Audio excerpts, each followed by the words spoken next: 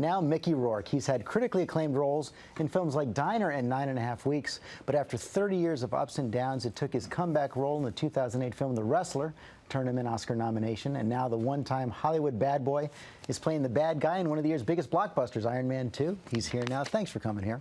I always say 23 years, not 30, because I left for 6 years. Well, let's talk about that.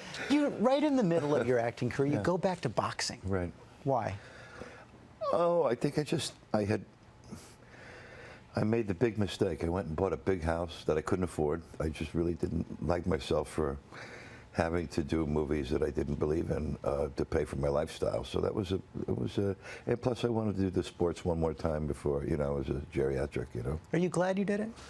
I have mixed feelings about it. The timing wasn't great. No. But in a way, it was, I was self-destructing to a certain degree, and I wasn't enjoying the acting anymore. So I think before I just totally messed up, I mean, I already messed up pretty good, but it was a good departure for me because it kind of installed in me a better work ethic as far as being responsible and having to be focused and concentrate. And you brought that back to the acting when you came back? I think concentration was never my forte, and I think it brought back a certain level of focus and concentration and discipline that I really didn't But have. The roles you've taken recently, The Wrestler, you had to focus on. Here in Iron Man 2, you had to learn Russian. Right, yeah. You even went to Russia, went to a Russian prison? That was an experience, yeah.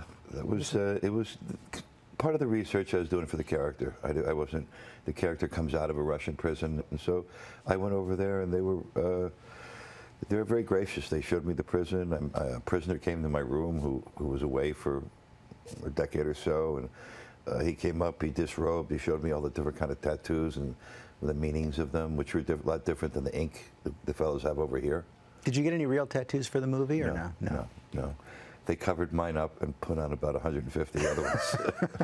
So in the movie, you play Whiplash, a character who is trying to avenge the death of his father. And we're going to show a clip now where Robert Downey visits you after you try to kill him. Mm-hmm. You come from a family of thieves and butchers. And now, like all guilty men, you try to rewrite your own history. And you forget all the lives the Stark family has destroyed. Speaking of thieves, where did you get this design? My father, Anton Uncle. Oh, I never heard of him. My father is the reason you're alive. The reason I'm alive is because you had a shot, you took it, you missed. Did I? He describes working with you as psychological warfare. That was interesting because that was the first day Robert and I worked together. First day? First day. That scene was the first day we worked together. So we were both a little nervous and apprehensive, and Robert was wonderful in the first Iron Man and this one as well. So I mean, he enjoys doing Tony Stark, and he has a lot of fun with it. And he really wanted you for this role. Yeah, he did. Him and Robert and Jon Favreau kind of fought for me to do the part, and they actually are the two that are responsible for it happening. So how does this all feel now? You started out, I mean, Diner, I think, was one of my favorite movies of all time. Started out so strong, you had this tough period, and now you're coming back to all these accolades. Are you feeling it? Yeah, I feel it, but I think when you're out of the game for like 14 years, and let's say the phone doesn't ring for a decade, I think for the rest of my career, I'm always going to feel like I'm on thin ice because I was out for so long.